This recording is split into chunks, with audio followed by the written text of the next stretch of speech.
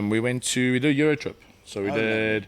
I think we went. Not like the movie. No. Not Bratislava. Where the money goes far. Follow the green ferry. Berlin. We're going to Berlin. Berlin, yeah. What a movie. Yeah, I love it. I love it. Wild. I need to take a fucking page out of your book. And I can tell you now, it's not because I was doing OnlyFans. I was just kidding. Spin bowler, batsman, used to captain. I wasn't the best. Hey. All round. I wasn't the best, but I used to be captain, batsman, bowler. Yeah. I see humbleness is your best quality. Yeah. One of the biggest stars that I could probably shoot for a men's health cover, it was a guy called Tom Hopper. I don't know if you know Tom Hopper. Did you ever watch Umbrella Academy? No, he was the gorilla-looking guy. He's at Black Sails. He was on Black Sails. Re-entry initiated. Incoming message. The Modern Man Podcast.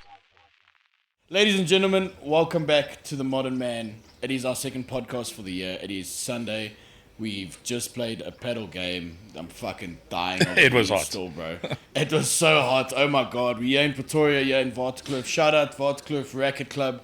Thank you guys for hosting us here. It's really, really a lovely place. And we're going to be playing here more often. But guys, I have a fucking awesome guest for you today. Our first photographer on the podcast. I don't know how we actually haven't had one yet, to be honest with you. But the nice thing is we got, if not one of the best in the fucking country.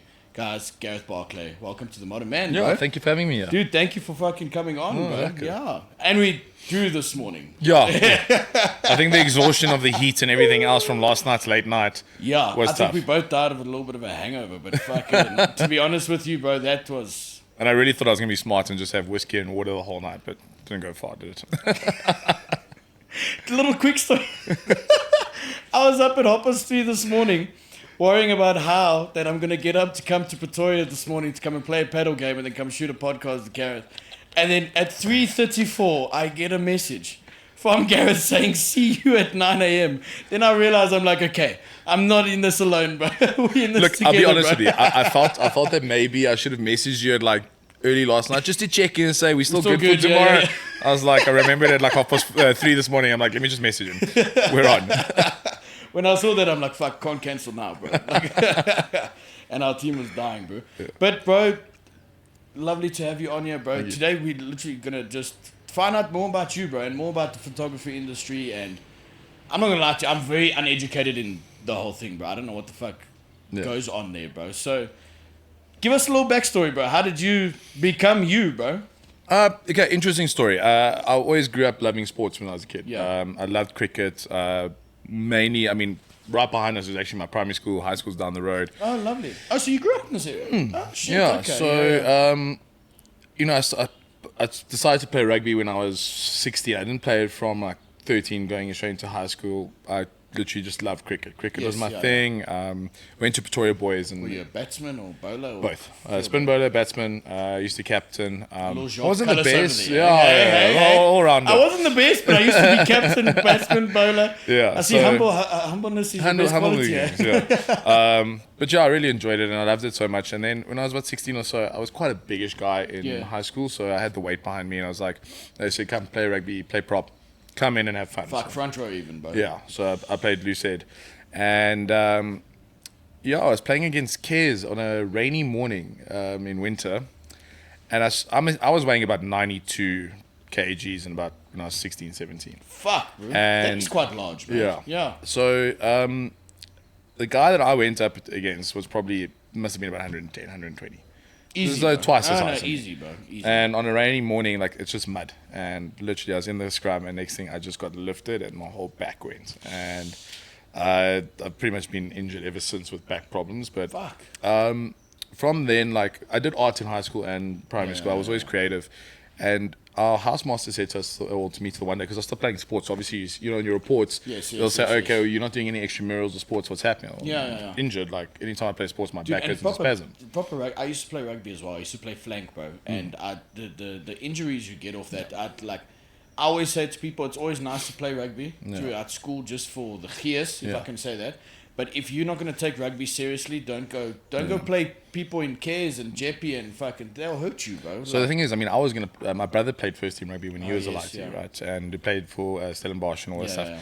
And the amount of injuries he went through, that's one of the reasons why I kind of also was like, I'm going to stick to cricket. I loved it. You see their shoulders, their backs, their necks. Knees, ACL. ACL. No. Fuck, sorry. I'm not about that life, bro. I want to walk one day. Yeah. So anyway, with the injury came yeah. along, housemaster said, cool, you to do something. And I was like, okay. So boys, I had quite a few little societies that you could join and do extramurals, and photography was one of them. And I was like, okay, art. My dad had a little, digital camera at home, nothing fancy, but I was like, cool, joined it, and really actually started enjoying it. We traveled to the Karoo, not to the Karoo, Kalahari, which is more up north towards Botswana border. Yes. And we did like a little tour. It was amazing, best time. I then started to really enjoy it and started to do photos for the school. In the desert and shit. Yeah, doing some cool stuff, landscapes, and I was like, this is really cool. I'm actually enjoying it. And also I think back then photography wasn't a cool thing. It was weird. It was people were like, oh, photography society. It kind of had a bit of a negative connotation. And I was like, okay. And it's funny now. Look at today. People don't think it's a. Oh, I can imagine back then they didn't think it was. No, not at all. It was a career. No, you know what I mean? It was a hobby more than anything else. Yeah, it kind of had the nerd connotation to it, which I was like, okay, whatever. I mean, I still love playing sports. Had fun. Yeah. So and then I got colours in high school for if you get published I got published in a newspaper for photos and stuff that I took. Okay. So then you get your colours and so on. So it was pretty cool. And then kind of blazer. Yeah, pretty much. Yeah. And then so I've got 3 older brothers and one my one brother. Older brothers. That's interesting, bro. How's that dynamic? Are you the youngest? Yeah, but by 9 years. Fuck. So they're older than you. Yeah, so 2 brothers from my dad's previous marriage, one from my mom's previous marriage. And so the one from my mom's previous marriage, Glenn, we went to the same school. My other 2 brothers went to Silverton. Yeah. Anyway, besides that, so my one brother, he's a graphic designer and creative art director as well. And he studied graphic. And I loved what he did. He was also, that's where we got a little bit of an arty side from. Yeah. And I was like, okay, cool, I'm going to go into graphic design. That's what I want to do. Yeah. I think before I injured my back and hurt myself, I was mad about sport. So you wanted to be a sportsman, bro. I really, from young, cricket was my thing. And so fast forward, I went to study graphic design, and my first and second year, I failed photography. Where do you study, bro? I went to Open Window, which is one of the top. For context, our editor, he went there too. So it's one of the top design schools in the country, along with Vega and all of those. So they've been around for a very long time. Yes. So my brother studied there after high school. Then I studied there. So and I did drawing, painting, 3D. Concept designs, slow motion, pretty much you do everything and you learn what you do and you major. So first and second year I hated photography. I was like, so you said you failed it, bro. Yeah, it was just because that's funny though, the irony now, that's crazy, bro. The technical part of it, shooting landscapes, products, it just wasn't for me, and I just wasn't succeeding, and I was like, okay, this is, if you don't enjoy it, you don't take it. I enjoyed it still, but it was still just not what I was doing then, and obviously had to resub, passed, and then third year they finally gave us the opportunity to create our own portfolio. So now we can actually go and decide what we want to shoot. Okay. So then I got into cars, people. Interaction with people is actually what caught my interest, and I started to really shoot some cool stuff, and mainly models. And back then, I knew nothing about modeling or modeling agencies or whatever the case is. It was nothing. It was all. That's a whole other world that I haven't even. For sure. Yeah, when you're in college, you don't even think about that. Yeah, exactly. As much as Pretoria is a big city, it's still got that small town mentality where there's nothing. Everybody, you do your daily jobs, and you're a doctor, you're a lawyer, you're in the sports, pretty much. So then I started to okay, cool, I'm enjoying this, and then I think we had to choose a portfolio of 6 different categories, and I spread it out to stuff that I enjoyed, and I ended up being top student. Shit. So going from failing first 2 years to being distinction plus top student. In the same period. Touch my paw, well done, mate. Thank you. The comeback story, the comeback kid. But I had to I split my final year, so 3 year for your degree. So I Okay. split it into 2 years because I got headhunted by an ad agency as a junior graphic designer as well. Fuck, okay. So my one of my older brothers, who's the graphic designer, used to work for USN and used to work for ad agencies and stuff doing graphic design. And his one mate was working at an ad agency, and they were looking for a junior designer. So they were like, oh, cool. Let's pull us. Garreth is, in and his he's third, good at what he's doing. Yeah. So I just split up my final year into 2, and I kind of did that. 'Cause you don't have to rush it if you think about it, bro. Really, but I mean, You were working already in the field that you wanted to get into, bro. Yeah. So there was no rush to. and that's the funny go. thing is, so I did the graphic design. I think I started off back then with like, I think it was a $7,000 salary Okay. before tax. So you get out maybe 5 or whatever. Yeah.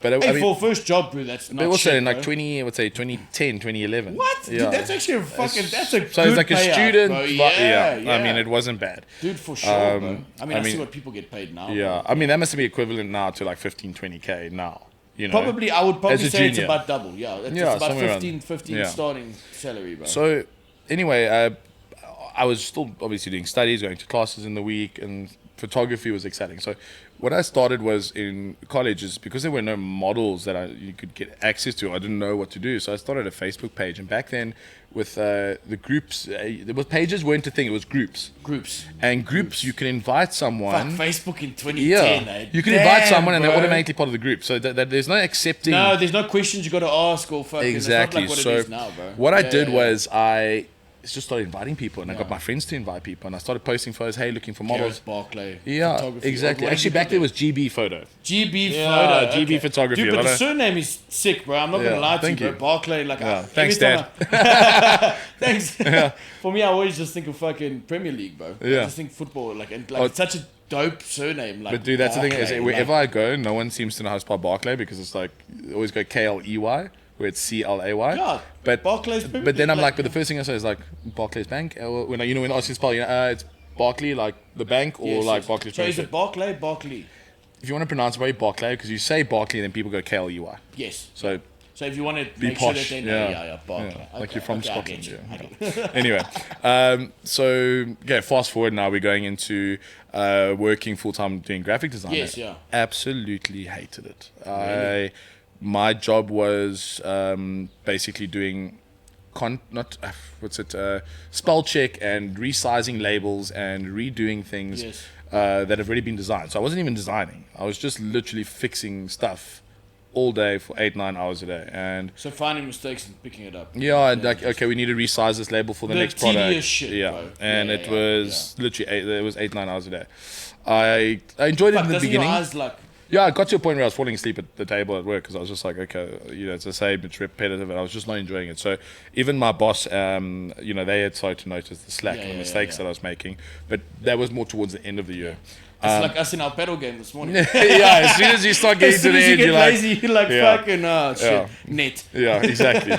And so I was doing photography for them as well. They asked me, because they had clients, as an ad agency, and my photography was relatively quite good for where I was at that age. I think I'd really progressed a lot further than anyone else had at that How old are age. you at this point, bro? 2021. Oh, shit, so early, bro. So I was shooting a lot of like the US, because USN was one of their clients, Yes. Nissan was their client. Yes. So I was really doing campaigns for like USN, Nissan, Oh, shit, okay. and a couple other things already shooting for them. But But those huge companies, bro. You know exactly, what I mean? yeah. Like, fuck, that's, Especially at the age of 20, dude, 100%. Bro. Yeah. You're getting pushed out into in the industry, bro. You're getting experience in a way that's just like, wow, bro. Exactly. You know what I mean? Sorry. With such big brands at such a young age. Yeah, but now getting to those brands, how do you Yes. get to them? So the thing is, what I started was like I was going back to the Facebook groups. So I started, yes, that's right. yes, yeah. We went to Barclay. we went went full 360 on that one, bro. Yeah. Fuck yeah. So yes, So- you had the Facebook group. Sorry. Yeah, and what I started doing is I was obviously asking like friends or someone, and then Yes. people would like, oh, I can be your model for your shoots and stuff. So I was like, okay, cool, great. Started shooting, started posting the photos, and at some point, like the group grew to like 5,000 people within a year. But I was actively like aggressively branding like my photos You were and in their face, bro. all the time. All the That's one fucking thing I time. learned in college. Dude, that's the second person now this weekend that's told us that, bro. He's like, push yourself in their fucking face, make them watch you. So bro. the one thing that I always remember what one of my lecturers taught me is just like when it was we did graphic design. So back then Tux calls it VKK. We call it just graphic design. I can't remember what the actual term was for it back then. The one thing that if you walk down city center or whatever, what's the first cool drink you think of? Coke. Why? It's just In your always face, in your fucking everywhere. face, everywhere you go, bro. And They don't let you choose something else. that's the thing. So ideally what happens is you're thirsty and the first thing you think of is Coke, because it's cool drink, Coke, Or etc. Oasis water. Brought to you by... I'm not going to show this. Okay, sponsored by Waterkloof Racket Club. So that was the perfect brand. Yeah. So yeah, you're right, bro. Yeah. So I just kept doing that, and that's how I started to build. And then I started to get requests from, like, I wouldn't say models, but a lot of girls or guys who wanted to start out a portfolio, because Proper I wasn't content. at that level yet to be shooting for agencies. I mean, I'm still in college doing all of that, and now I'm at the ad agency. So what happened was I started making a lot. So what were you? You were still shooting on the camera that. So I got, my dad bought me, it was a Nikon D3000, and that was a DSLR camera that was, I think back then it was like $3,000 for the camera, 3 or 4 grand. That's a lot back. So it was fine for like college and doing the basic stuff, but I mean, it is the bare minimum that you can really shoot on. It's nothing to go, okay, but I mean, I did some crazy stuff with it, so don't get me wrong, like I really made... You make it work, bro. Yeah. Yeah. So I started making a lot of money doing side jobs, like little model portfolios in the evening, on the weekends, after college or after work, for college and so fly. He also wants to be in the podcast. I was watching that thing. Yeah, with you. He was down here and I was up here. Started from the bottom. So I was getting these jobs as well from the ad agencies, which were helping. So I mean, back then, like I was getting $5,000 for a full day, and I was like for shooting a campaign, which was like, this is epic. You know, I'm making my salary, plus I'm getting now these small little jobs coming in as well for ad agency. So I was, after a while, like, and I just got so into like doing, I was like, this is like amazing. I'm loving this, you know, I really love what I do. And you built the passion for it, bro. Yeah. Now I was earning 3-4 times what I was earning working full time, and like that's where I got towards the end of the year, and I was like, do I work full time, or do I now take this further? The one thing that I can say that I'm very glad is, when I started, obviously, all of this, I was, still living at home. I wasn't living out in a flat or anything. So and I had, I mean, I had my normal expenses, but I had a safety net at home. Which allowed me then to start like, okay, do something I can start from a young age building this. Because imagine now you start at 30 and now you've got no safety net. You've got no... Exactly. Yeah, so you can't risk as much to get as big as a reward. Right? Exactly. So now as you say, you've got that safety net at home. You know you gotta go. You're gonna come home. You got a roof over your head. You got chow on the fucking table. Yeah. You don't have to stress where's my next meal coming from. Exactly. Right? Especially when you're still studying. Yeah, for sure. Like don't get me wrong. A lot of people will always like they love to fucking say silver spoon or fucking you had it. Dude, I know a lot of people with exactly those opportunities and that fucked it proper. It's a lot. I think it's actually harder when you have everything to do something, bro. Yeah. Because when you don't have anything, you started from the bottom. You can. Okay, I'm not saying I've never been in that experience, so I'm not trying to like downplay anybody. But when you're at the bottom, you have nowhere but up. But when you like middle ground, kind of like trying to figure it out, you kind of have the choice of. Not the choice, but it's very easy to fuck out. Completely for me. Like you can you get money to you, bro. So you can party, you can be okay, that's not the right term. Sorry, we'll bleep that part out. Sorry, but like I've seen a lot of oaks that have shit handed to them, especially like silver spoon things, bro, and then they just become druggies or alcoholics, or they just want to work at dad's business for the rest of their life, and then that's that, bro. So for the fact that even though you had the safety net, you still made the most of your opportunities, bro. Yeah. Like you took it that's well, even like when I was still, before I even worked, just before I worked at the ad agency, my brother, who's the graphic designer, his wife was also a graphic designer. So I would go work there for extra, like I think it was something like 20 Rand an hour. Just doing like basic stuff. But I mean, I was first year. So this is not 2008. And I was like, I was making an extra $1,000 or $2 a month then. Just working in the holidays, just doing a couple of things. Like for me, it was great. But you had the time to do it, bro. So why not do it? Yeah. So, but I wanted to learn because that's what I wanted to go into. Exactly. And okay, besides it, let's now fast forward. So now this is now my 4th year. So end of 3rd year, I quit my job. So you just quit, bro. So what did you like? How did you come to that decision? Because that's not an easy decision. As you said, you realized that you were making more money doing this, bro. But it's also a big step to you leaving that safety net, bro, of a genuine, stable income every month now to go and make it out on your own, bro. What is that like feeling?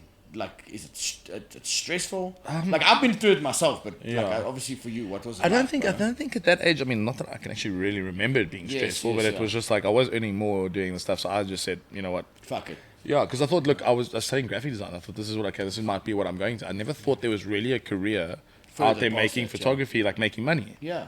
And then I started doing it. And, I still look back to the day, like if you look at my whole career, I'm 34 now, so I've been doing it since I was 16. Still a young chicken, bro. Yeah, fair enough. But I've been in the industry shooting for very long, yeah. Fuck. Obviously long professionally shit, since bro, I was 2021, as in when for me, a term of a professional, you make money from your job. It's your main source of income. Then you're a professional. But it doesn't matter how bad you are, how good you are. If you're making money from it, you're a professional. Exactly. That's a good way to look at it. Actually. Yeah. So anyway, this whole thing of like, okay, safety net, and I was like, you know what? My boss actually came to me, and he was just like, listen, we can see you obviously loving your photography and so on, and we can see there's a bit of slacking at work. So he's like, we just want you to kind of make a decision what you want to do because. So I just came to that. One day I just wrote a nice email saying, okay, guys, I'm resigning. Thank you for the opportunity. It was really cool. I did enjoy it. I learned a lot. It put you on your path. But exactly, it even helped me with putting me more on my path than I ever thought it would be. Yeah. And so my 4th year, I'd now really built up a name with the whole Facebook group and shooting and doing model portfolios. 5,000 people in a year. That's a lot. I grew to 10,000, I think, within that early spaces before it changed to a page. Yes. And then I converted because I think back then you could convert your group into a page. Okay. So it just stuck at 10,000, but I've really since then I don't even focus on my page anymore. It's like a Facebook page doesn't do anything for me. Yeah. Ever since paid ads and everything, the algorithms have changed over the past couple of years. Nothing really works unless you pay for it. That's true, actually. Fuck. So final year, I had literally had to do 2 more subjects just to get my credit so I could get my degree, which was, I think I did stop frame animation, and then I did I think it was just another graphic design minor. Just needed 2 minors, I think, to actually qualify. Because I was like, I already done. Like, I know what I'm doing with my career. Like, I could have actually just stopped and been like, I don't need the degree. But I was but you were already there, bro. I was also fortunate enough. My dad and my mom were paying for my studies and so on. So it's like I've got to finish. I can't disappoint them and not finish. Right. Also, you were already there, bro. So there's no point in not. The finish line was right there. Yeah, exactly, bro. You didn't come all that way to just get all that way. Yeah. So in that period, I was like, obviously now. I started shooting for like model agencies and stuff like that in Joburg and doing like small portfolios because a lot of the models are now starting to contact me and they were seeing my work and okay, let's create some stuff. So now this is what, like 2010, 2011? Yeah, around about there. So I was around about 21, also now 22. when social media is now slowly picking up. Yeah. So I mean, Instagram was still on those like basic little filters. Dude, I don't think Instagram was around in 2010, bro. No, it was. I think it was 2010. Yeah. I think Facebook was 2007 for us. Yeah, I got Facebook in 2009. Yeah, 2007 Facebook, I remember because I think we had it in matric. It was a whole new thing. Wait, 2010. Before that was MySpace. Fuck, I was 13 and 20. I was in grade 7. Oh, yeah. So, MySpace. Now what I started doing was I started to like, here in Cape Town, started like kind of calling my name. Just in the back of the mind there. And I was like, okay, cool. Let me do this. I had a friend that was also that studied. Yeah. GB photo. But then I had to convert back to Garreth Barclay because I was like, GB photo. He's like, who's GB? Who's GB? Yeah. So Great Britain photography. So I had a friend from college who was, I think, a year 2 my senior and moved to Cape Town. And I was like, okay, cool. I'm going to come check this out. Yeah. Stayed by him in Musenberg. And I think the only time I've been to Cape Town, I might have been 10 with my parents. I don't ever really. And went did like at that South age you went Coast. no. There's no cool memories from that. Unless you got dunked by a fucking shit wave. So then I was like, cool, I'm doing this. I got on a flight, stayed at my mate's house, organized a few shoots. I assisted a guy called Gavin O'Neill, who's an international photographer, one of my favorite photographers. Unbelievable. Skin and beauty and swimwear. This guy is magic. Gavin O'Neill. Yeah, check him out. He's from New Zealand, but he travels all over the world. And then another guy, Seagrin Pierce, which is actually a local guy. He does local photography, big, and he does kind of quite commercial advertising. Also amazing, really just like amazing guys. I mean, I was much younger than these guys, so I started assisting them. And so I did just a short little assist with them, 1 or 2 days, learned a little bit more. Organized some models in Cape Town, which was nice because I went to the modeling agency. Hey guys, I'm here from Joburg. I want to shoot. Yeah, and they're like, okay, cool. Yeah, some fresh faces or something, So, but you didn't get? Did you get paid for something like that, or did you do Not it just then. for the portfolio? No, I literally did it just to figure it out. Yeah. Sorry, my whole theme for this weekend now is literally people are not willing to eat shit until they. Oh no, I did did it. Bro. I did it, no issues, bro. I knew what it took to because another thing, which is what I always tell photographers who assist me. Yes. I always say to them, guys, if you're not busy, Go and shoot shit for free. Just do it, bro. Because what happens is whether that model or that person posts your photos, someone else is going to ask for that. Someone else is going to see your name. You're putting it out there, bro. You're putting it out. It's like putting that energy out there, being visible. The aggressive marketing that I told you about. It's aggressive branding is being out there. I look at it like football, bro. If you don't shoot, you don't score. Yeah.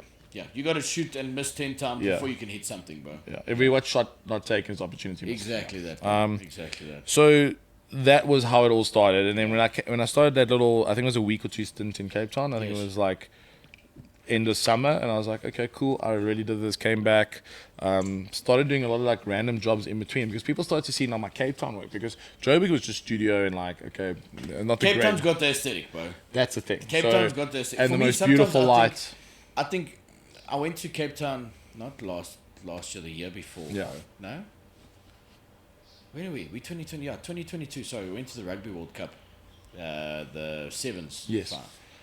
And so I've been to Cape Town I've been to the sevens like 3 years in a row, bro. But I was standing on the beach there in front of Tiger's Milk and Cafe Caprice and stuff, bro.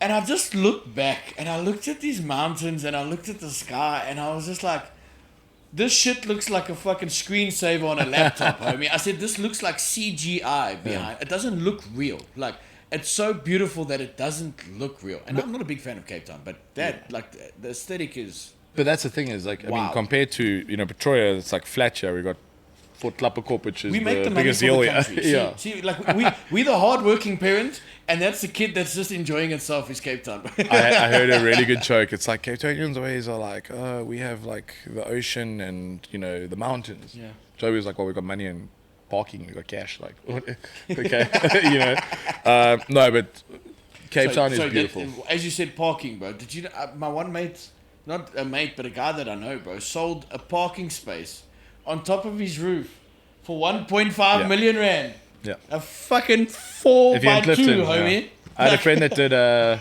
just to park your car. Yeah, bro. I had a friend who did real estate. He used to tell me like he sold a parking spot which is not even covered. You it's can literally buy, no, it's a normal thing on the side of the road, but you buy it and they do after 5 Easy years buy, that money's now yours, bro, for fun. crazy. Yeah. Sorry, like weird fact. So the aesthetic of Cape Town really like opened my eyes. It's, whenever I feel like I get in a rut, the first thing I do is I'm like, okay, I need to get a trip. I need to go somewhere. I need to get out of Pretoria, get out of Cape Town, go somewhere and travel. So in the past couple years, I've been to almost 20 countries, and the majority of it's for work, or even if it's something where it's like a trade-off. Where you been, bro? 20 countries? Sure. That's a lot of countries. My first time traveling by myself, I went with friends, but as in like not like parents taking me with. Is lovely, bro. Yeah, I went with two friends, one from Cape Town, one model from Germany was a friend of ours as well that we met in Cape Town. We all became quite close-knit. We did a Euro trip. So we did, I think we went. Not like the movie. No. Not Bratislava. Where the money goes far. Follow the green ferry.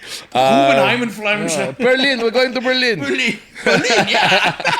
What a movie. Yeah, I love it. So, yeah, we went like Amsterdam, then we went to the UK, then from there to Spain, from Spain to Paris, Paris to Zurich, Zurich to Lake Como, Lake Como to... Lake Como, bro. Amazing. It was probably my favorite spot. I've never been to Italy. I'm going next year to a wedding in Italy, bro, and Lake Como is on my list to find. We were supposed to go, we were supposed to do 2 days in Lake Como and then do a day in Venice or one night, whatever. Yes. We cancelled Venice and we stayed in Lake Como another day and then we drove to Rome. Beautiful. It was just amazing. Unbelievable. And then we flew to Saint-Tropez.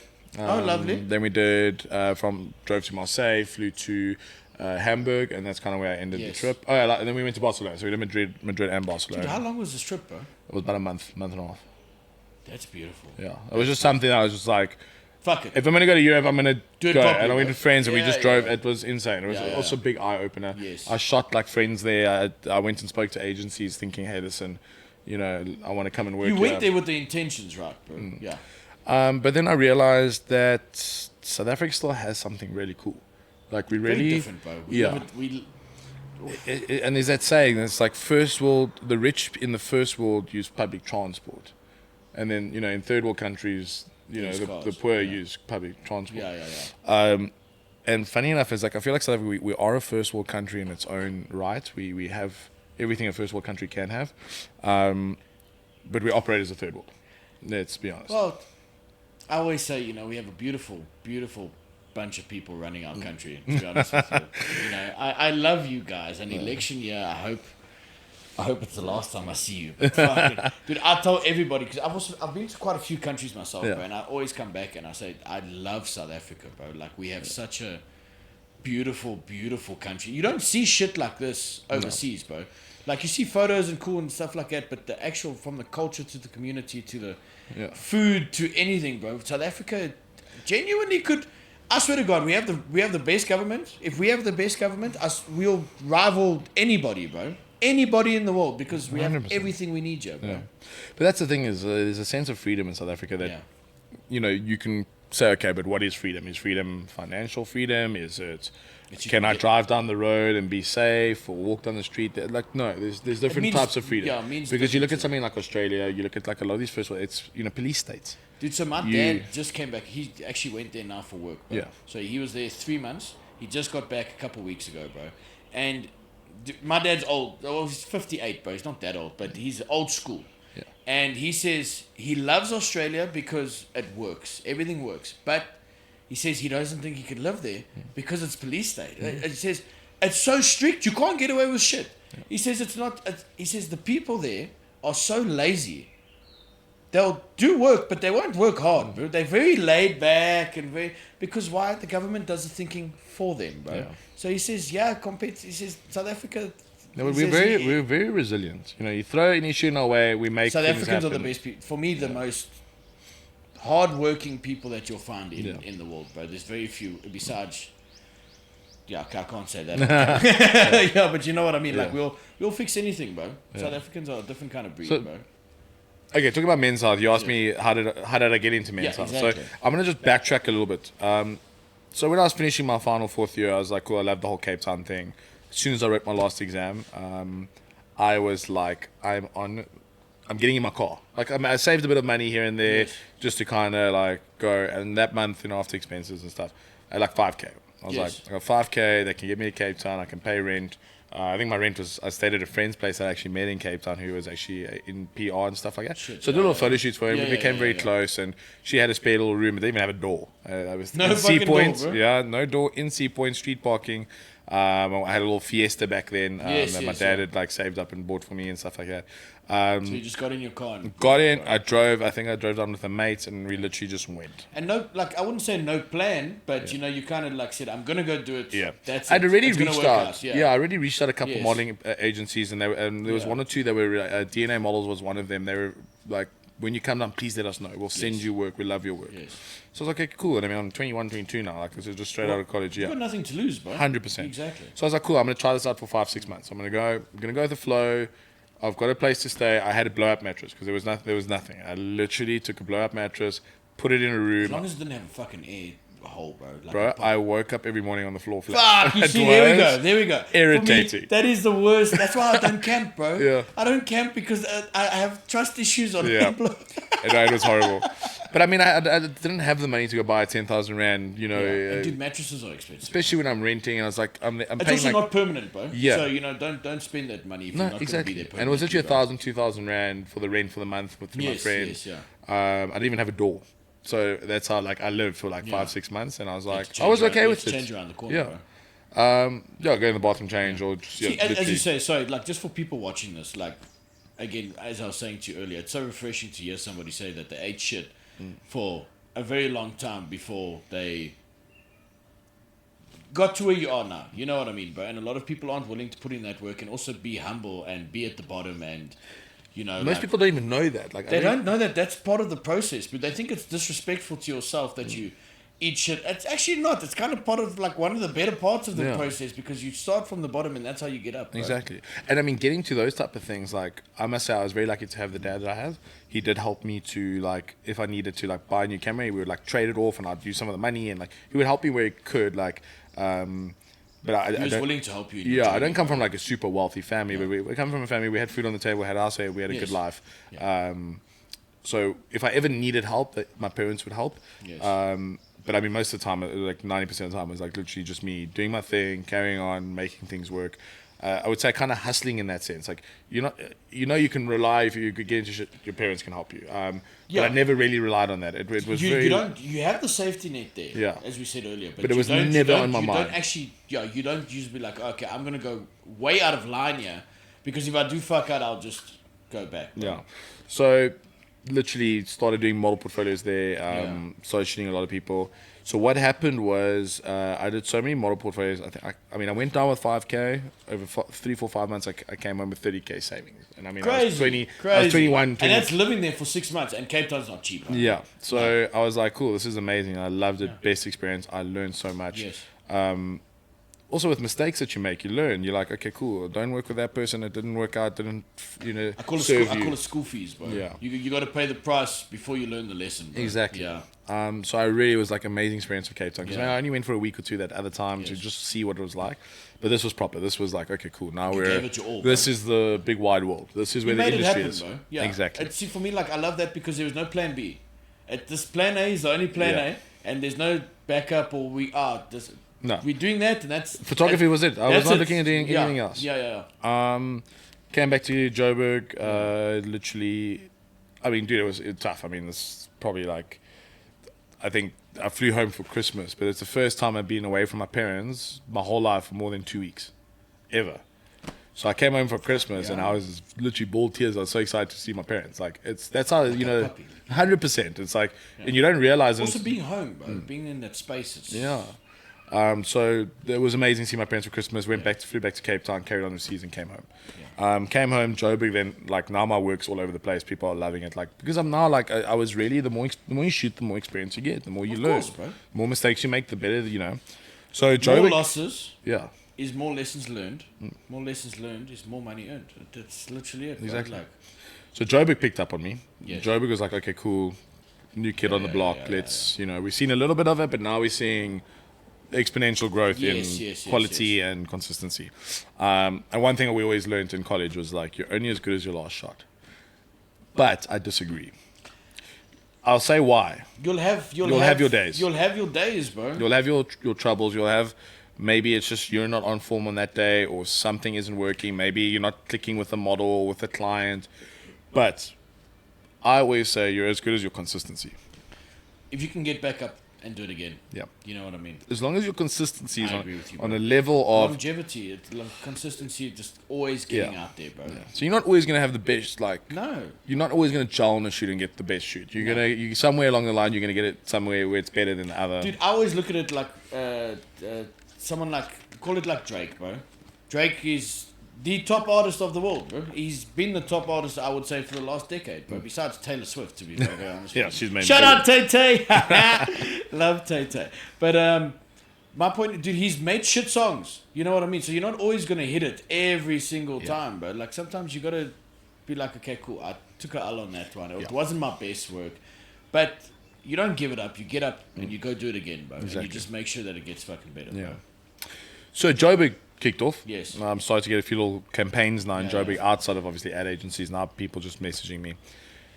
Then went back for Cape Town for another season, and while I was there, I was so it's very like back then, like people were very like, you either shoot girls or you shoot guys, or I was just shooting both, and it came across with Boss Models, Byron Kuhlemans, who's one of the owners and an amazing men's photographer as well. And I met with him and I was like, I want to do testing. So I went to see the agencies and they're like, I think the first thing he even actually asked me from me is like, are you straight? And the only reason... it's so important. But the thing is because I shot men so well. Yeah. He's like, usually it's not straight guys don't really shoot men well. Like, so he's like, you can obviously translate men and women in your photos perfectly fine and you'll grow. And Byron has shot many men's health covers. He's friends with Rob, who's the editor who now owns, the media house that now brought back Men's Health, because during COVID, Media 24 closed down all the international publications. So Men's Health closed down for a while. And he did such a brilliant job to get it back and running and... Dude, Men's Health is for me one of it's an icon, bro. It's iconic. I remember ever since I was a fucking kid, I would always see, like, my dad always had the Men's Health books, bro. Like, it's such a, like, the brand is unbelievable, bro. No, it's been, the top seller in the country for many years on magazine publications. Yeah.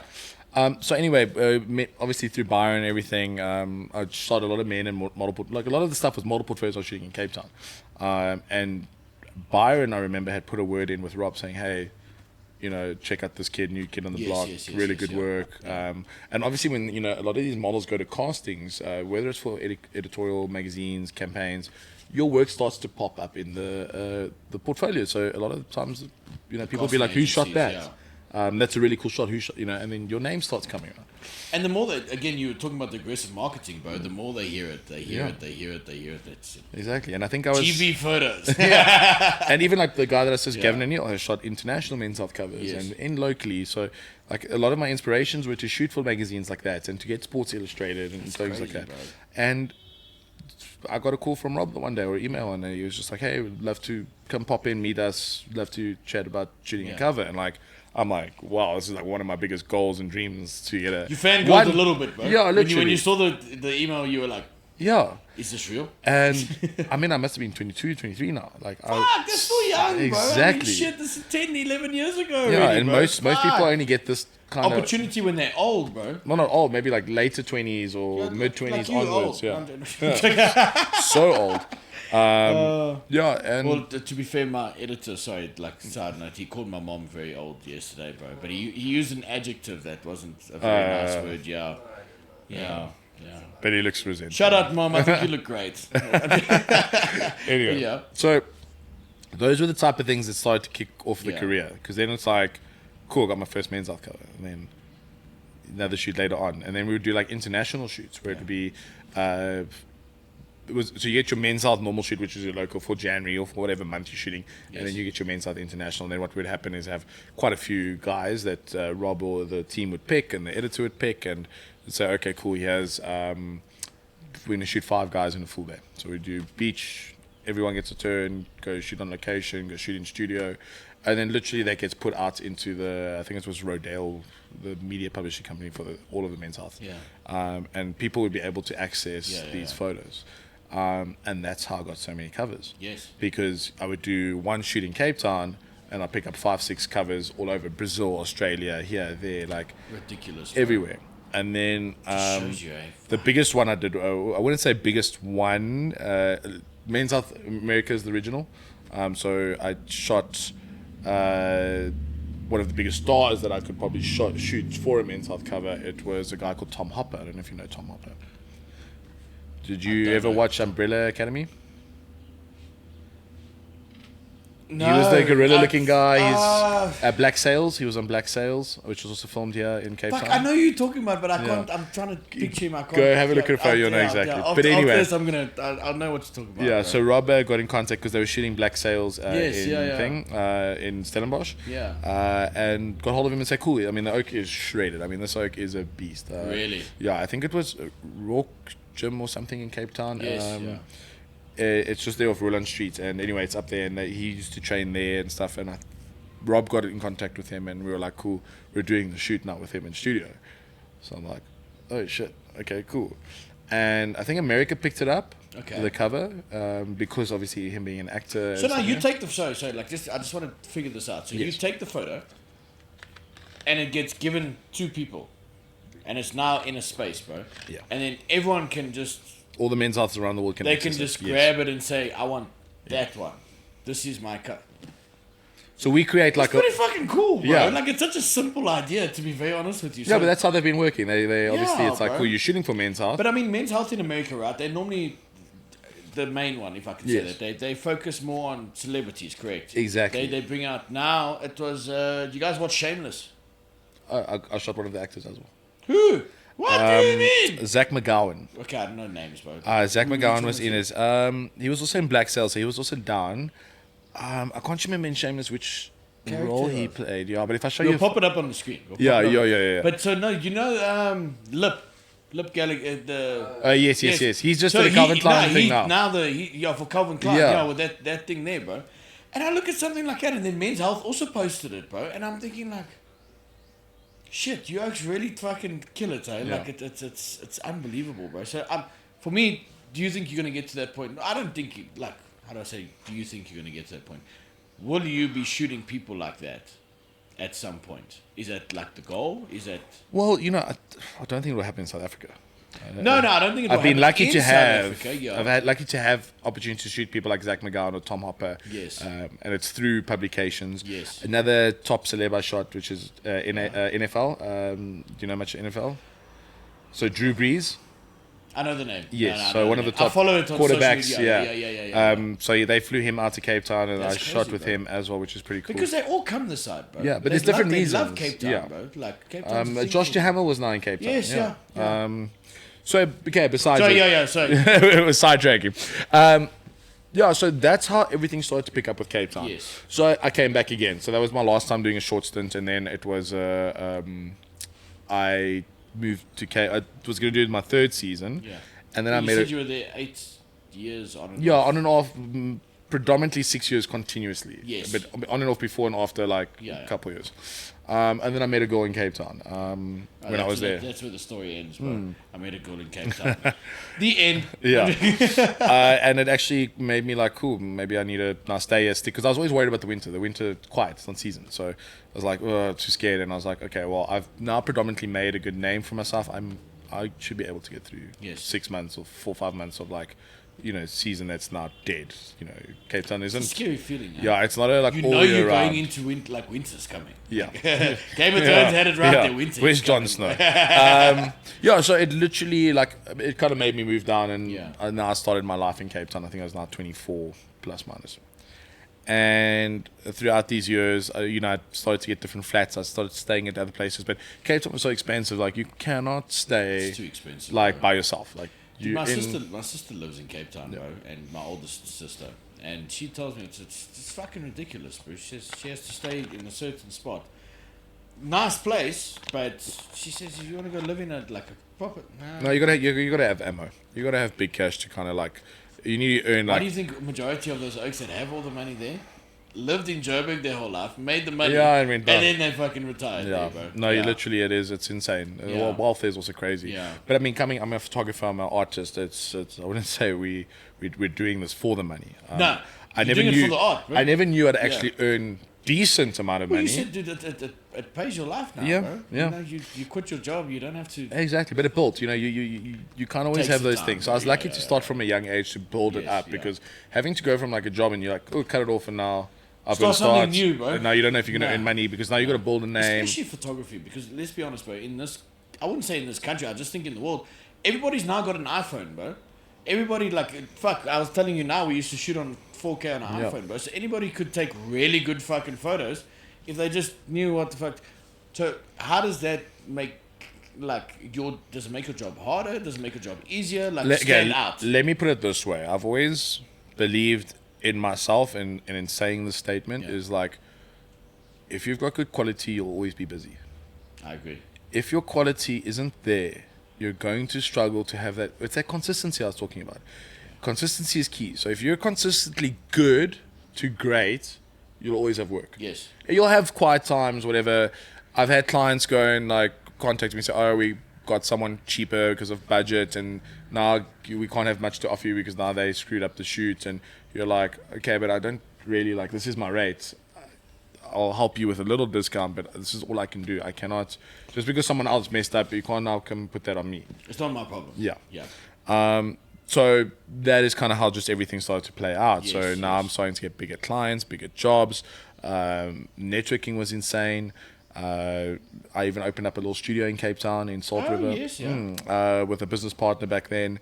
And it was really cool. We had a really cool little spot space. I loved it. I wish I could have another studio of my own, but with how life has panned out, and we all have our ups and downs, and we have trauma that happens. I lost my mom in 2015, which affected. It's it was a little bit of tragedy, but it is what it is, and life didn't stop. Your bills don't stop. Bro. People carry on. Yeah, and the sun still shines tomorrow. Kind of vibe, bro. So it was a very dark period of my life where it was just emotionally tough, and I didn't really act out in the worst ways, but I just didn't. Yeah, but you kind of you go on the jaw and you're potting, you're keeping yourself busy. Or something like that, bro. Also, then that same period, that the relationship with the girl that I moved down with also kind of just ended, and Yeah, it was tough. It wasn't easy. It was When it rains, it pours, bro. Exactly. When it rains, it pours. I believe in that, bro. Like, when shit goes wrong, it goes fucking wrong, bro. So anyway, then that's when I was like, after a year or so, I moved back to Pretoria, helping my dad out as well. He's been struggling like emotionally, and you know, depression's a thing. You know, it's not easy. Problem, it's crippling, and like I've seen it firsthand. It's not easy. How long were your parents together, bro? My whole life. So 20 when she passed in 2015, I must have been about 27, 28. 20, and then you lose somebody. I mean, like for me, my grand died. Probably, I think 2 or 3. I actually can't. It's actually bad that I don't know that. But her and my grandfather were together for like 50 something, 60 years, bro. Yeah. And I could see like what it looks like on him now, bro. And it's taxing, bro. Yeah. And my mom was young. She was 64. So it wasn't. No. Not always the greatest subject to talk with some people, but I'm happy to talk about it. But my mom committed suicide. Okay. So it was very tough on everyone. We didn't see it coming, you know. I was still in Bali actually with my girlfriend. Really? Yeah, and literally I was packing bags to fly back that night to see her the next morning. You know, I was coming home. Literally, yeah. So anyway, that's the, like I said, the ups and downs in life that you got to deal with. It definitely made me feel like a loss of a compass. Like you just have this direction of what, like, losing a mother is very tough. Like it's a diving get goosebumps. Bro. Yeah, it's like a rock that's just not there anymore, it's not the easiest thing, but that navigated my life in a different direction. Which is now, you know, Pretoria, which has been great. Being back here, I travel a lot. Spent a lot of time with my dad that I didn't have during my 20s because I was living in Cape Town. Where a lot of people are like, cool, live your life, go do your thing, and I'm like, yeah, but you know, your parents. They always spend time, bro. They always say, you know, your parents brought you into this world. You didn't bring them into the world. You don't need to take care of them. They need to take care of you until you flourish and you carry on. But I felt like, you know what, my parents did everything they could for me. They gave me a roof over my head. So you'll give them back what you can, bro. So I help my dad as much as possible. Whether it's just being there emotionally, we're very hard-headed and stubborn people, so we do clash a lot. But love the man. I feel like I'm sitting with a mirror. Me and my dad, exactly. We're the same person, bro. We've got the same name and exactly the same fucking thing. So I get that, bro. Yeah, and... yeah, but I must say it's been the most interesting journey. I'm 34 now, turning 35 this year, and I look back and I'm like, I can't believe I'm this age already because I've experienced quite a lot. Dude, it sounds like you've had a fucking great life already, bro. It was really cool. Genuinely, you've got a lot of experience already, bro. So you've done a lot of things, traveled to a lot of places. Yeah. See, a lot of people think about it, bro. So I always think of when you talk about gratitude, you know, you look back on your life. Even you have to take stock now while you're young, bro. Already, because if you only do it when you're older, you're not going to live properly, in my opinion, bro. Yeah. I mean, you've been to 20, 30, probably 30 odd countries, bro, in your life, but you're 34, bro. Yeah. That's, dude, some people never leave their country. Some people never leave their hometown, bro. And that's like on bucket lists. You've been to places that are on people's bucket lists. Yeah. I mean, you guaranteed you sat there by the Eiffel Tower. Guaranteed. You know, and the best thing about it, which I'm extremely grateful for, 90% of these trips I didn't pay for. Which... Wild. I need to take a fucking page out of your book. And I can tell you now, it's not because I was doing OnlyFans. I'm just kidding. No, just kidding. Feet finder pics. Yeah. So if you guys ever see Garreth Barclay in Dubai, you know why. I was actually shooting males for Men's Health. That's what I was doing. Hit Gabby up when you're there, bro. She's my co-host. Yeah. And so the thing is, it's like, I look at these opportunities that I've had, whether it was like I traded off my work to go somewhere and like I worked for free, but in order to have the experience, also brought me really cool other jobs along the line or experiences. And I think I'm extremely grateful because I don't think I would naturally be able to afford. I mean, to go overseas to a first world country, you're in for like, if you go for a week or two, you're in for 100K. Dude, I went... just to have a good time and enjoy yourself. I'll straight up tell you, bro. Now, I went in June, bro. Me and my dad, we went on a Europe trip, bro. We went Paris, Amsterdam, Portugal, bro. Yeah. And obviously, you know, you want to go. We didn't stay in shit places. We didn't stay in like a fucking hotel or those things are just way too expensive, bro. Especially in season, bro. But each person, I was about 85K. Yeah. Easily. Just for 2 weeks, bro. Easily 2 weeks. That's what I say. It's a lot easier. I was paying 200 rand a beer.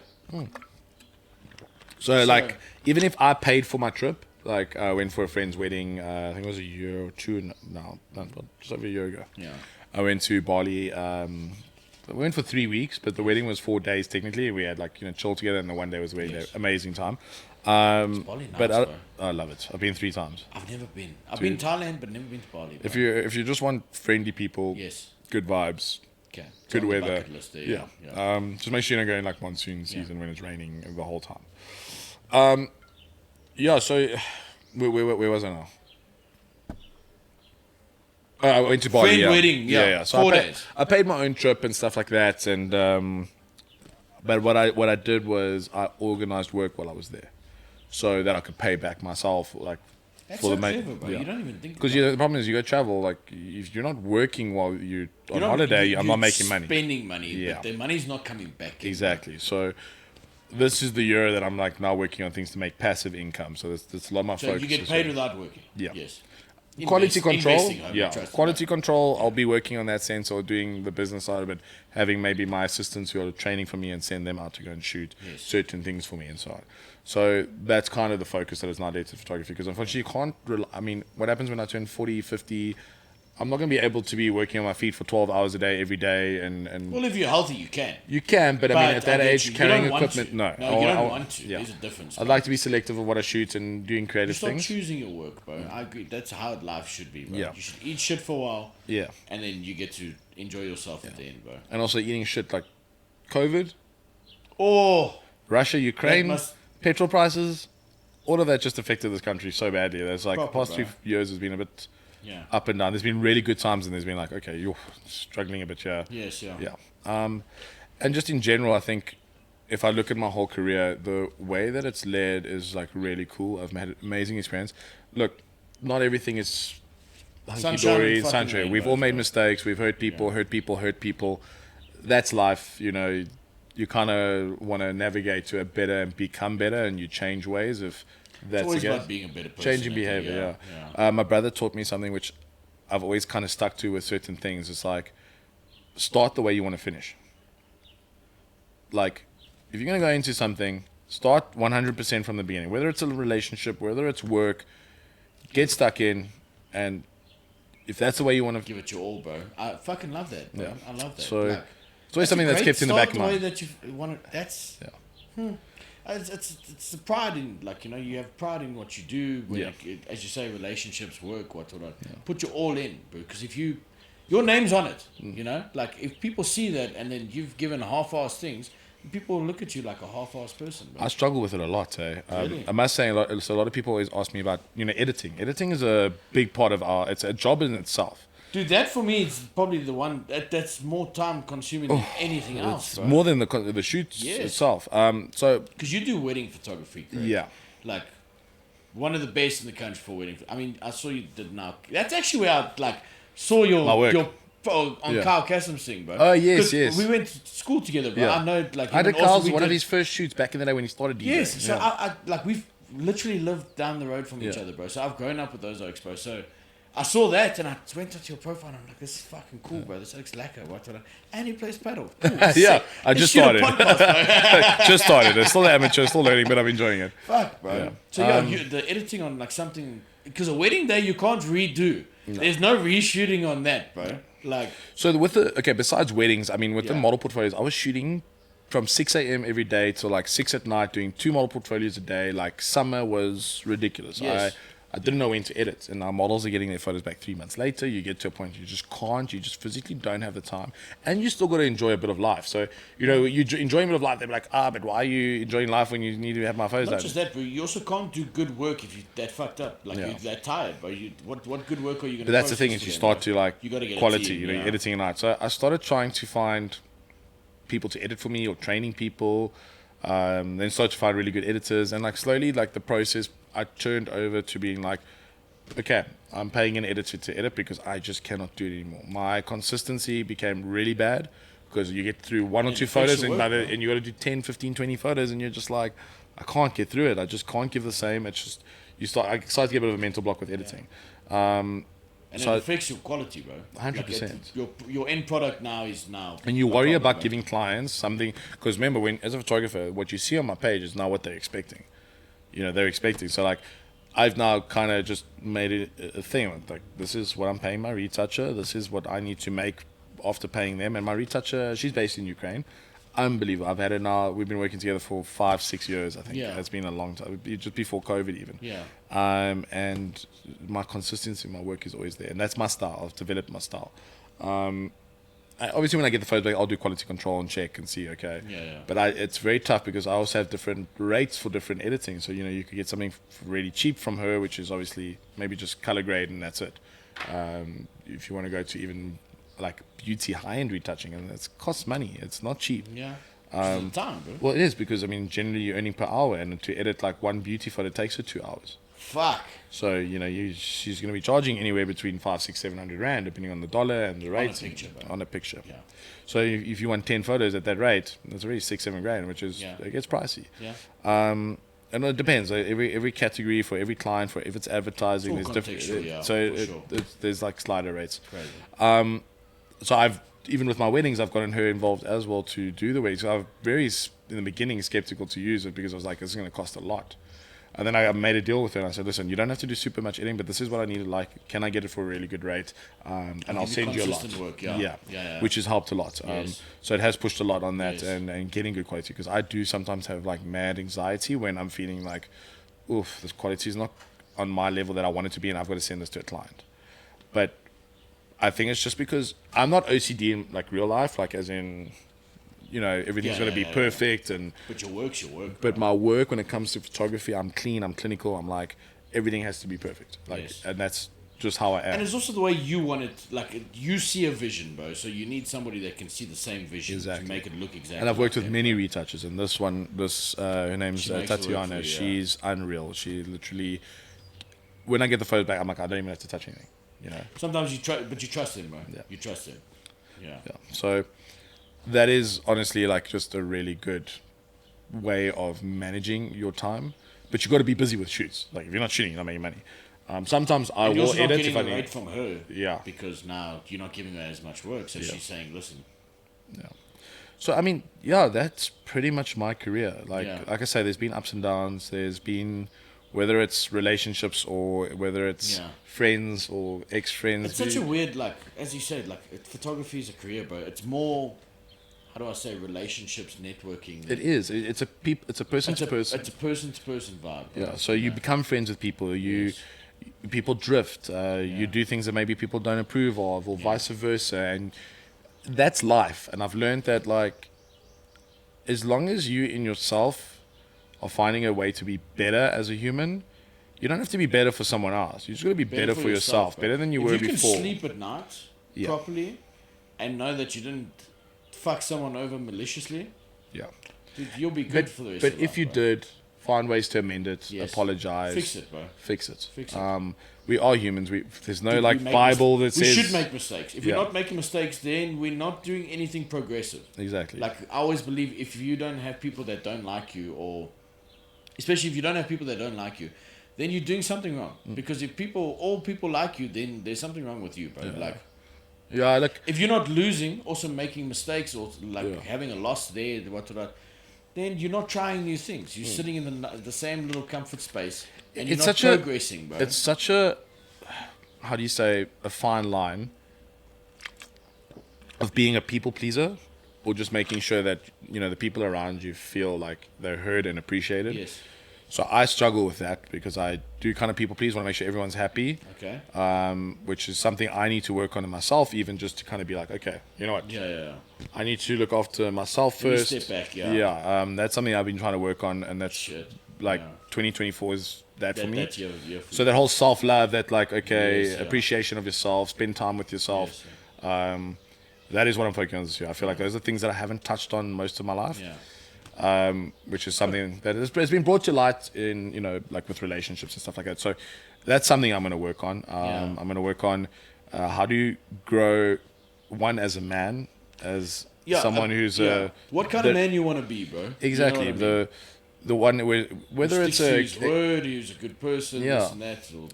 Exactly. So those are things that I really think a lot of people need to work on, and I think that stuff also reflects in your work. Literally, straight facts. The guy that I did the podcast with yesterday, shout out Zane Golson, bro. Exactly what we said. You sort your personal life out, and you have your morals and your principles in line, your career aligns with it, bro. Yes. Like you start bringing that into there. People, the respect, the reputation, everything just changes a whole different level when you start taking yourself more seriously. Yes. You know, loving yourself more, respecting yourself more, and like, you know, putting in the work to, you know, I mean, like even today, bro. I mean, fuck, we were both went to bed at 3:30, but we got up and we were fucking playing paddle at 9 o'clock. Bro. Exactly. You know what I mean? So for me, like, you stick to your word. You get shit done. You make sure that if it's good for you, you go through with it, bro. Yeah, but like we were saying, like you know, we made a joke when we were playing paddle. We were just like saying, oh, we should have maybe. I mean, at 3:30 in the morning, we should have like maybe just rescheduled. But I said to you, it's like, if I have something planned, I'm there. There are times that sometimes I'm like, okay, I need to reschedule because I physically cannot get there or something's come up. But you also judge it on what it is. Yeah. Is it something that is very serious? Is it their priority? Because if it's a very serious interview, you know, like if I sat you and I was like, Garreth Barclay, you know, welcome to the Modern Man. And like, then I would have also been like, no, like, sorry, like, I can't make it. I would have come up with some stupid shit excuse or whatever. But as you say, you judge it by it, bro. But you stick to your word. You said you put your word there. We didn't have to stay out till 3:30 this morning. You know what I mean, bro? I said I was going to be home at 12. So did I. Truly, I even told my mom, I said I was going to be home by 12, and we're fucking... And when you're just having a good time and you're like with your friends. And you're like, dude, you know, for me, that is one thing that... There's a guy on the internet that we shall not name. We will keep him as Voldemort on this one, bro. But he said one thing, and I couldn't agree with it more, bro. There's nothing better for a man than just sitting with your friends, talking shit, having a drink, having fun. Yeah. There's no better feeling. Like, you know, all your troubles... go away, bro. Like, life doesn't become that serious at that moment. It's kind of like a breath of fresh air, bro. And you don't get that from, like, as a man person. I believe, as a man personally, you don't get that feeling from a lot of things, bro. That's probably one of the best feelings that you can have, bro. I must say, one of the things I did after my mom passed and I had a bad breakup and stuff was I picked up golf. My dad always wanted me to pick up golf. Oh, yes. But I just, like, literally, I'm now single in Cape Town alone. Yes. Like, it's season change, friends come and go. Yeah. And golf was actually one of the things that just kind of was like, if I could get better at golf and go to the driving range and work on it, it's like, what am I doing? I'm actually improving myself on a skill, whether it's a metaphor for like your own life. It's matter, like bro. you're focusing on yourself and you're focusing on what you can. It's If you a can healthy habit. and You're that's the thing creating a is, healthy if you habit, can't overcome a challenge that is directly in your life, like say for instance, you're trying to overcome a breakup, you're trying to overcome something, right? If you can't do it well in that sense, find a hobby to do it because it helps. It's almost so linked in that same sense where it's like, I got better at golf. I'm achieving something. So when you're achieving something and you're setting out goals and you're achieving it, it's a win, bro. it's a boost. Yes. It's a boost on your self-confidence. It's a boost in your life. And whether it starts translating and you overcoming difficulties, whether it's anything, work, money, whatever, keep doing something, keep being busy. And that's something I learned from idle hands, bro. 100%. Idle hands are like, that's one thing if you got idle hands, then there's something wrong there, bro. And I've been chatting to a few friends, guy friends of mine from Cape Town and Pretoria, and we've been chatting about a lot of things. And some of these guys are like guys that I look up to. These are my mates because they've done extremely well for themselves and they're focusing on certain aspects in their life of how to deal with it. And I've just actually been just sitting and like listening and like, you know, yes, I've been very successful in my career, right? But then we also talk about margins in different businesses. So some of my friends are in mining, in gold, and some friends you can't even... in IT or this and that. Like, there's different margins, but you look at success... There's levels to it, bro. Yeah. So it's like, they work together in synergy. Success is contextual. Yeah. But for me, it's very contextual, bro. It doesn't matter whether it's... Yeah. It's not money related, but You get exactly what I'm saying. So, currently, my goal is now to actually be successful in myself as a human being. What is your goal this year? So 2024, So I want to start getting more of a passive income. I'm starting to open a little bit more businesses here and there. That is one, is just to get a little bit more financial freedom, especially with this economy that's just up and down. It doesn't change. You got to work hard, bro. Yeah, because bookings change as well as soon as the economy changes. Because tomorrow somebody could just put some shit out there and you can never get work again. Like that's how it happens, bro. So you want to, as you say, not have all your eggs in one basket, bro. Yeah. So I'm just trying to grow in that. Personal growth is a big thing for me this year. I want to get back into shape. I was in really good shape after my mom passed. It's not an excuse, but I really went off the rail with weight and training. So I really want to get back into that. I've got a lot of injuries that I'm trying to also fix, which is also like prohibiting for me to push forward. And that you have to put the work in. I've learned injuries to I'm not gonna lie. So I've been blessed to touch wood. That I haven't had any bad injuries, bro. But I do my yoga and my stretching every single day to make sure that I don't get to that, bro. Because I've seen how injuries can really prohibit your life, bro. You fucking like. Yeah, you can't literally, walk, your knees fucked. Some days I can't play paddle because my knee is like, I got tendonitis in the right knee. Yeah. And it flares up. So I've got rehab tomorrow with my biokinetics and stuff like that now that I'm taking seriously. So those are things that I'm trying to now work on because by the time I want to get 40, I still want to be sharp. I want to be able to do things. By the time you hit 60, bro. Dude, Even my dad's 58. I'll show you a photo of him afterwards, bro. He plays paddle with me proper, bro. 60 or 58, he's nearly 60. Man, if you keep fit, because he likes to lift weight, bro, but you can see healthy. Like, we walk together. Everyone calls us brothers. It's an insult to me and a compliment to him. I'm fucking upset about it. But I look at him and I'm like, he consistently just trained and did the whole thing throughout his life. I said, this oak's going to be fucking 60. He doesn't look a day past. At that point, by the time he's 60, he'll probably look maybe 50. That's amazing. Maybe. I would like the point, that. That's longevity of life. So that's this year for me. This is things that I want to work on, which one is diet, longevity, trying to do more research on being mobile and being able to do things because at the end of the day, you don't want to sit and be 67 years old and you can't even walk, move. See, for me, that's my biggest fear. I don't want to get old, bro. I've seen old people. I've seen how they my dad's the same. He told me he bought a pillow, a special pillow. Says as soon as I can't do anything, euthanasia, you fucking gooi me with that pillow and you say go to thank Amsterdam, you, bro. And he's like, I'm fucking done, bro. I don't know. I've also got that same feeling. I mean, it's old. Old. It's like you're losing your friends. Everyone's got their own lives. I'm okay with emotional things, bro, but physically, if I can't wipe my ass. That for me is not. That's a big problem. There's life and there's living, bro.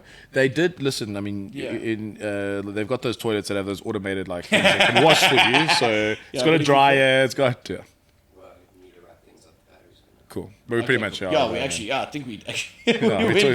We went cock out there, bro. So I mean, in conclusion to everything, I think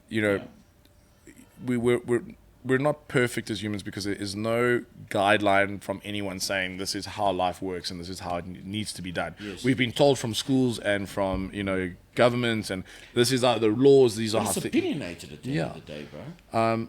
Some people will say you must live life like that. Some people say you must live life like that. I mean, diets, as you were saying, bro. I actually was doing research because I love like learning about things, bro.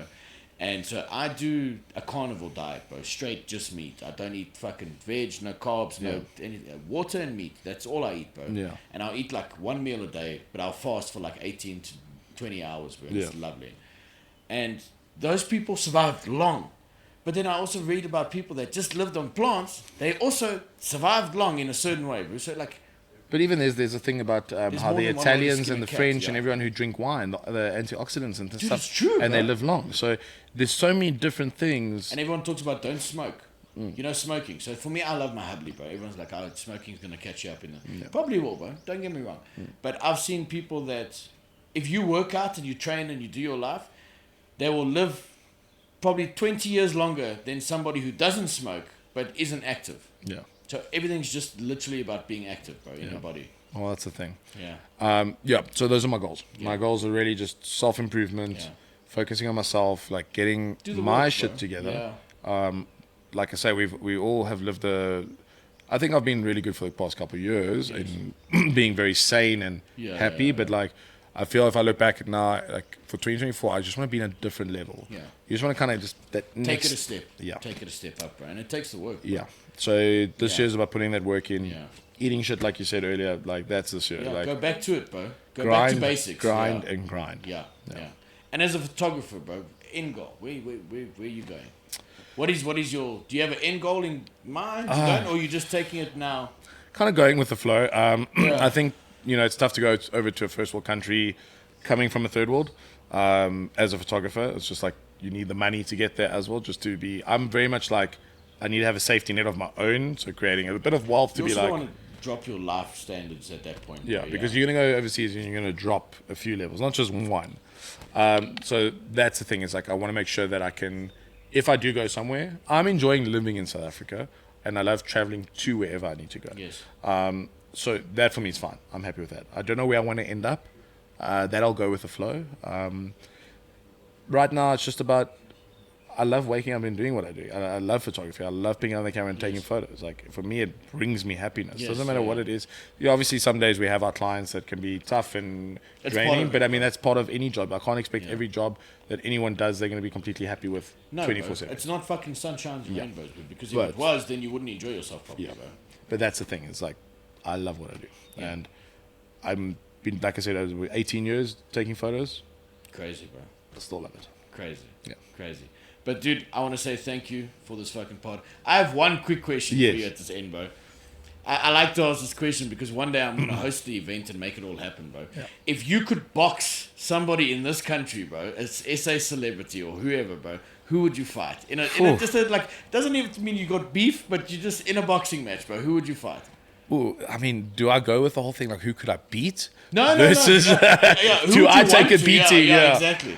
Um, Zane yesterday said that he's like, I need to fight someone that I'm going to win, bro. I Yeah. can't lose. yeah, fair enough. Gee, that's a good question.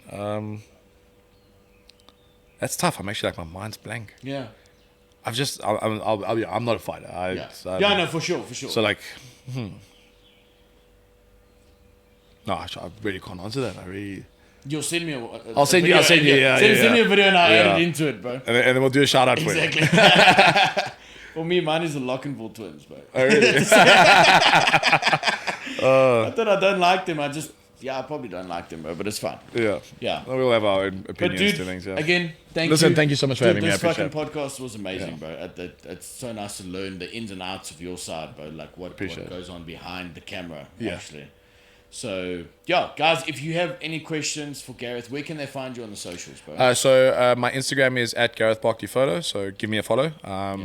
I've obviously got my wedding page as well, but everything's on my under my bio, so you can find everything there. But yeah, Instagram is pretty much the best. Yeah.